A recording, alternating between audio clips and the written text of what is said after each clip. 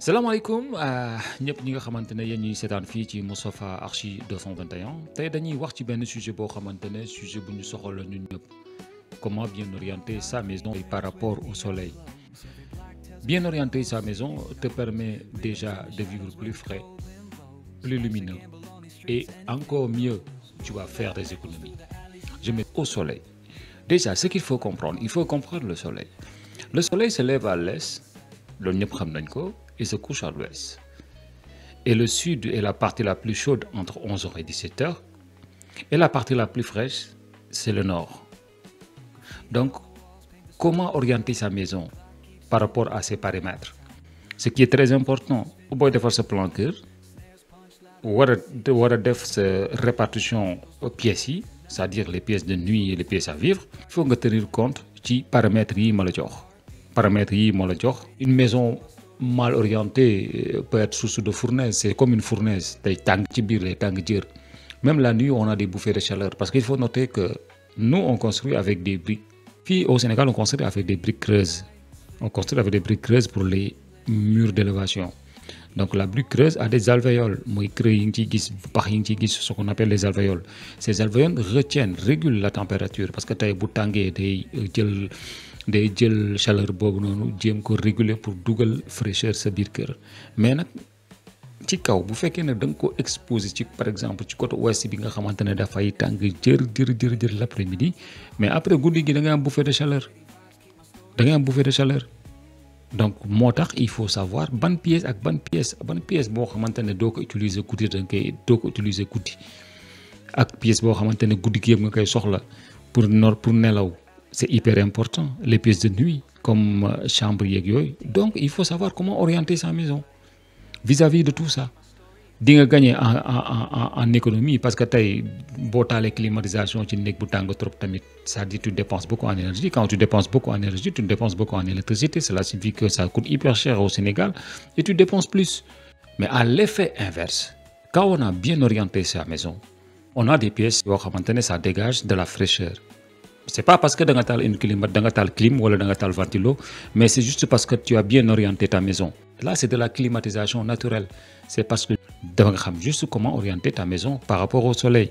Avec une bonne orientation, doo ñëw toog ba ci yàgg rek gis naaj bi ne la caa parce que am na ñoo xamante ne tey seen biir kër yi naaj moo leen yee.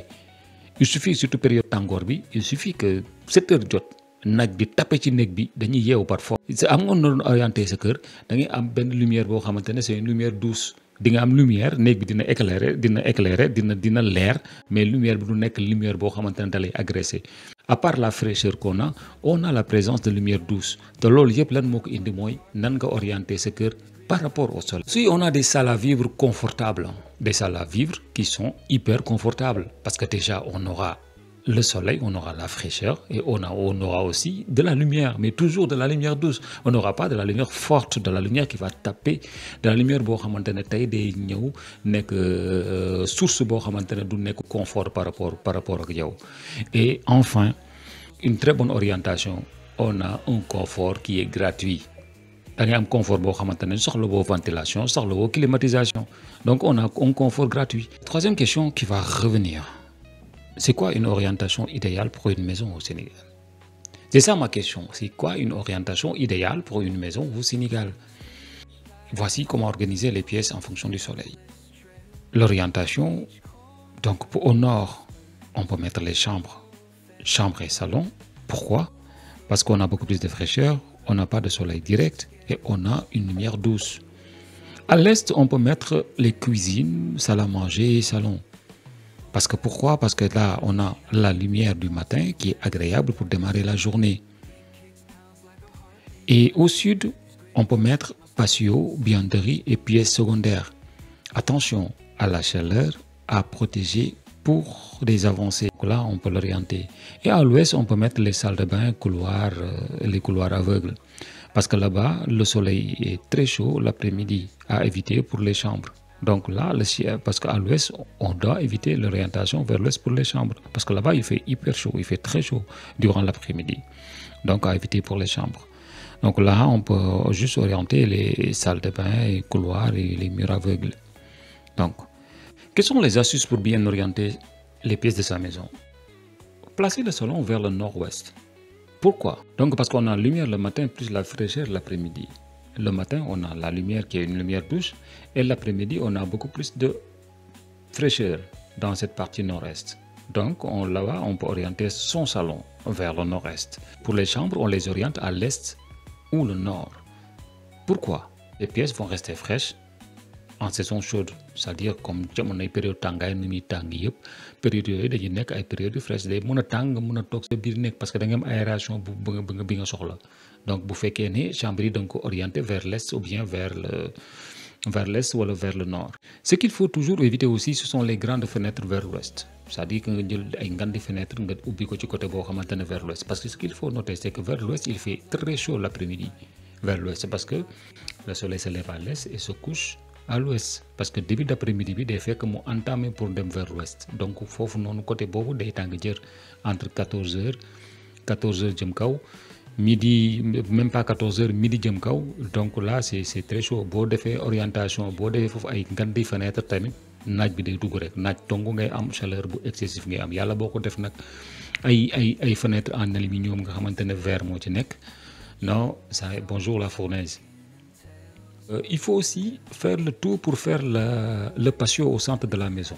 Pourquoi faire le patio au centre de la maison? Parce que day apporter lumière ak fraîcheur boo xamante ne ak lumière boo xamante ne pour déjà alimenter toutes les pièces de la maison.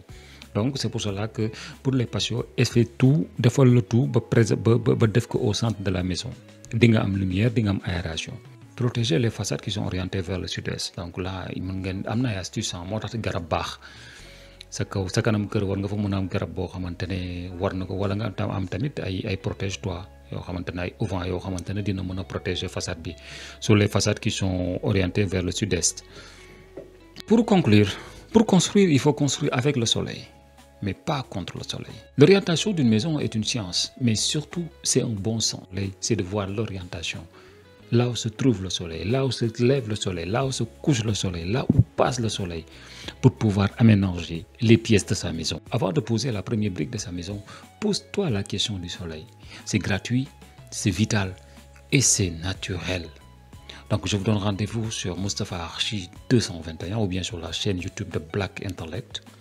Donc je vous donne rendez-vous très prochainement pour un nouveau sujet sur la construction.